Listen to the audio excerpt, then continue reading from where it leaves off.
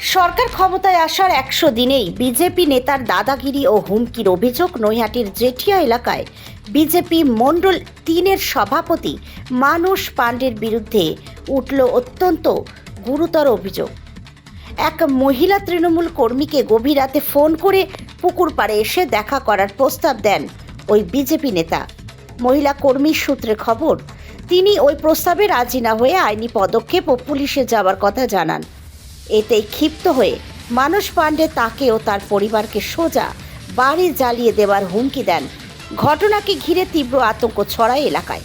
স্থানীয় প্রশাসন ও হুমকির মুখে নিরাপত্তা না পেয়ে শেষমেশ সুবিচারের আশায় ওই মহিলা বিজেপির রাজ্য দপ্তরে সরাসরি অভিযোগ জানাতে পৌঁছে যান। কিন্তু ভোগান্তির শেষ এখানেই হয়নি। রাজ্য দপ্তর থেকে বাড়ি ফেরার পথে রাস্তায় এক অচেনা ব্যক্তি ওই মহিলাকে সজোরে ধাক্কা মেরে ফেলে দিয়ে চম্পট দেয় বলে অভিযোগ। এই ঘটনার পর থেকে এলাকা জুড়ে চরম রাজনৈতিক উত্তেজনার সৃষ্টি হয়েছে। বিজেপির ক্ষমতাসীন হওয়ার ১০০ দিনের মধ্যেই নেতার এমন আচরণ ও হুমকিতে সাধারণ মানুষের মনে প্রশ্ন উঠতে শুরু করেছে, তবে কি রাজ্যে ভয় ইন আর ভরসা আউট? আমরা ওই বিজেপি নেতার সাথে যোগাযোগ করার চেষ্টা করলে ওই নেতা এই বিষয়ে কোনো উত্তর দেয়নি। Bureau report, news ২৪ Bangla live. নাম্বারটা নিন ভালো করে। এই নাম্বারটা থেকে আমাকে রাত্রি ১:০০টার পরে ফোন করা হয়েছে। কবে? পরশুদিন, তার আগের দিন। কেন ফোন করা হয়েছিল? আমি চিনিও না, ভদ্রলোককে জানিও না। উনি আমাকে ফোন করে বলছেন, ভালো আছো? আমি বললাম হ্যাঁ ভালো আছি। বললো আমি একটু গল্প করব। আমি বললাম আমার এখন রাত্রি ১:৩০টার সময় গল্প করার সময় কি? একজন ভদ্রলোক আরেকজন ভদ্রলোককে কি রাত্রি ১:৩০টার সময় ফোন করে? উনি বললো না, আমি এখন আপনার সাথে একটু গল্প করব। আমি বললাম আমার এখন সময় নেই। বলছে আপনি যতবার ফোন কাটবেন আমি ততবার আপনাকে ফোন করব। তার নাম কি বা পরিচয় জানেন কিছু? আমি তাকে জিজ্ঞাসা করলাম আপনার নাম? বলছে আমি যাযাবর, আমার কোনো বাড়ি নেই, আমার কোনো কেউ নেই। তা আমি বললাম আপনার বাড়ির বউ, ছেলে, মা বা বোনদের যদি কেউ রাতে ১:৩০টার সময় ফোন করে আপনার কি ভালো লাগবে? বলছে আমার কেউ নেই, আমি একা। তাই আচ্ছা, আপনার নাম্বার পেলো কোথা থেকে, কিছু বলেছে কি? আমার নাম্বার পেলো, আমাকে বললো যে আমার এক পরিচিত তাকে নাম্বারটা দিয়েছে। তারপর মানে সে কি কথোপকথন করে আপনার সাথে? এবার আমাকে বলতে থাকে যে আমি এখন গল্প করব, আপনি যদি আমার সাথে গল্প করতে না চান তাহলে কাল থেকে আপনার দিন গোনা শুরু। এতদিন ৪ তারিখের পর থেকে আপনাকে আমি কিছু বলিনি। আজকে যদি আপনি আমার সাথে এখন দল করেন? আমি বিরোধী দলের সমর্থক শুধু। কোন দল? টিএমসি দল তৃণমূল করতেন? করতাম, এখন এখনো করি, জাস্ট সমর্থক হিসেবেই করি। আপনি মানস পাণ্ডের নামে কিছু বলছিলেন। মানুষ, আমি বলছি এই কলটা শেষ হয়নি, এটা শেষ হয়নি। এটা হচ্ছে টাইমিংটা আপনারা ভালো করে নোট করুন, কোন টাইমে ফোন করেছে। এই যে ফটোটা দেখা যাচ্ছে এটা কি? এটা এরই নাম্বার। আচ্ছা আচ্ছা। আমি যখন নাম্বারটা সেভ করেছিলাম তখন এই ফটোটাই এসেছিল। আচ্ছা, এবার অন্য কি আছে আপনার, আর কিছু কি আছে? তারপর আমি বলছি, আপনি কলের টাইমিং গুলো খালি দেখবেন। মানুষ পান্ডে আমাকে সেই টাইমে, সেই সময় যেই সময় আমার কলিংটা আসছিল সেই সময় মানুষ পান্ডে আমাকে হোয়াটসঅ্যাপে ফোন করে। মানে নৈহাটির বিজেপির যিনি প্রেসিডেন্ট মণ্ডল ৩-এর? আমি সেটা বলতে পারবো না, আমার পাশের বাড়ির ছেলে, আমি এটুকু বলতে পারবো। আমার পাড়ার ছেলে, আমার পাশের বাড়ির ছেলে মণ্ডল সভাপতির কি বিজেপি করে আমি এটুকু জানি। এবার ওর কি ক্ষমতা সেটা আমি জানি না। যাই হোক, এই যে কলটা ভালো করে দেখে নিন, কতক্ষণ উনি আমার সাথে কথা বলেছে। উনি কি বলেছে? আমাকে বলছে যে রাত্রি ২টো, তখন বাজে প্রায় ২টো। কাগজটা একটু নামিয়ে বলুন। রাত্রি ২টো আমাকে বলছে যে আমাদের, আপনি কাগজটা একটু নামিয়ে, হ্যাঁ না দেখো, যা দেখানো দেখা হয়ে গেছে।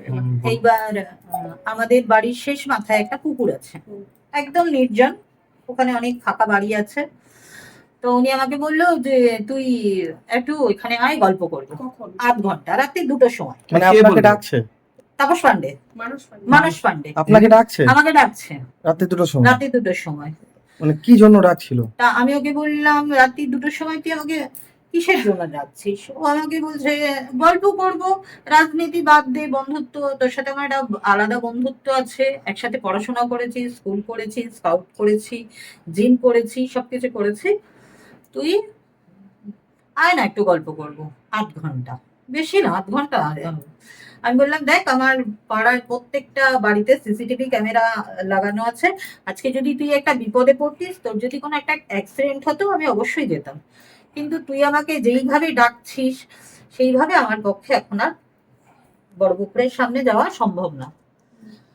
আমার দুটো গেটেই তালা মারা থাকে, 10টার পরে আমার ঘরে তালা বন্ধ হয়ে যায়। তো বলছে কাজটা ঠিক করলি না, আমি এখানে দাঁড়িয়ে আছি, তুই শিগগিরই আয়, যদি না আসিস তাহলে খুব খারাপ হবে, কাল থেকে তো রাস্তায় বেরোনো বন্ধ হয়ে যাবে। এরকম মানে threat দিয়েছে। threat- একদম একদম। আমি তখন বললাম তুই যখন এতগুলো কথা বলছিস তাহলে আমি কিন্তু এক্ষুনি থানায় ফোন করব।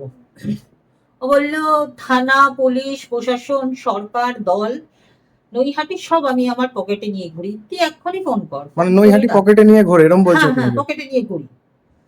তো আমি বললাম দেখ আমার পাশের বাড়ি একজন আছেন দাদা, উনিও বিজেপি করেন, কিন্তু কোন পদে আছে আমি কোনোদিনই ইন্টারেস্টেড নই সেটা জানার জন্য। তো আমি বললাম দেখ পাপুদার বাড়িতেও সিসিটিভি ক্যামেরা আছে, তোর যদি গল্প করারই ইচ্ছা থাকে, আমার বাড়িতে আমার বাবা আছে, বোন আছে, মেয়ে আছে, তুই চলে আয়, তুই 8 ঘন্টা কেন 2 ঘন্টা গল্প করে যা, আমার কোনো প্রবলেম নেই। তো আমাকে বললো যে না তুই আয়, নাহলে আমি কিন্তু তালা ভেঙে তোকে নিয়ে আসবো। আমি বললাম ঠিক আছে, তোর যদি সাধ্য হয় যে তুই আমার পাড়ায় এসে আমার বাড়ির থেকে তালা ভেঙে আমাকে নিয়ে যাবি, তাহলে তুই সেটা করতে এই পারিস। কলগুলোকে রেকর্ড করেছিলেন আপনি? হোয়াটসঅ্যাপে কল করেছে তো, আর রাতে দুটো সবাই ঘুমিয়ে গেছে, কারোর ফোন থেকে যে আমি স্পিকারে করে সেটা রেকর্ড করব, সেটার তো আমার কাছে আর উপায় ছিল না। আর 24 মিনিট ধরে যে ও আমার সাথে কথা বলেছে সেটা এটার মধ্যে পরিষ্কার আছে। পুলিশ প্রশাসনে জানিয়েছেন বা আমি কোথায় জানিয়েছেন? আমি রাত্রিবেলায় আমার যে ফ্যামিলি অ্যাডভোকেট আছে তার সাথে যোগাযোগ করি, তাকে ব্যাপারটা বলি, সে তখন বললো সবার আগে আইনি স্টেপ নেওয়া উচিত। তারপর জেঠিয়া থানায় জানিয়েছেন আপনি? হ্যাঁ অবশ্যই, জেঠিয়া থানায় আমি মেল করে আর দিয়েছি। কাকে কাকে জানিয়েছেন? আমি ডিজেপিতে জানিয়েছি, তারপর কমিশনারকে জানিয়েছি, আমাদের ব্যারাকপুরের যিনি তাপস ঘোষ আছেন মানে বিজেপি তাকে আমি যিনি রয়েছেন।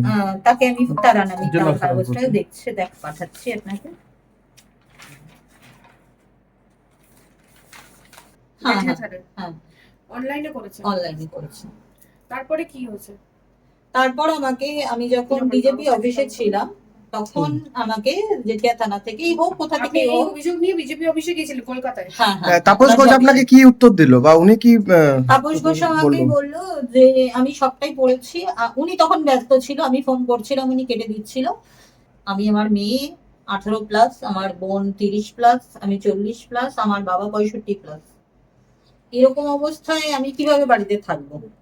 তো কি বললো উনি তখন? উনি তখন বললো আপনি কোথায় কোথায় কমপ্লেন করেছেন, আমি বললাম ওনাকে। হুম। ওনাকে বলার পরে উনি বললো ঠিক আছে আমি দেখছি। আচ্ছা, তো এখন আপনি কি চাইছেন? কি চাইছি, এটা না, হয়ে এটার পরে কি হ্যাঁ কি এটা হয়েছে? এটা হয়ে আমি ফিরছি, যখন বিজেপি অফিস থেকে যখন ফিরছেন ফিরছি তখন আমাকে তাপসবাবুর লাস্ট মানে তাপস ঘোষ আমার কমপ্লেনটা, আমি ওনাকে বললাম আপনি যখন খুব ব্যস্ত তাহলে আমি আপনাকে কমপ্লেনটা পাঠিয়ে রাখছি, আপনি যখন ফ্রি হবেন তখন আপনি আমাকে ফোন করে নেবেন। উনি কমপ্লেনটা পড়ার সঙ্গে সঙ্গেই আমাকে ফোন করে নিয়েছেন। ফোন করে আমি ওনাকে জানালাম, জানি উনি আর ওইটুকুই উনি আমাকে বললো যে ঠিক আছে আমি দেখছি ব্যাপারটা, তারপরে আর উনি কিছু বলেননি। আমি রাতের 9টা 10 ফিরছি, মানে তাহলে তাপস ঘোষে মানে আমাদের বড় পুকুরের মানে কাছে এটা ফাঁকা নির্জন একটা জায়গা আছে, একটা বাড়ি আছে, পুরোনো বাড়ি, সেখানে কেউ থাকে না।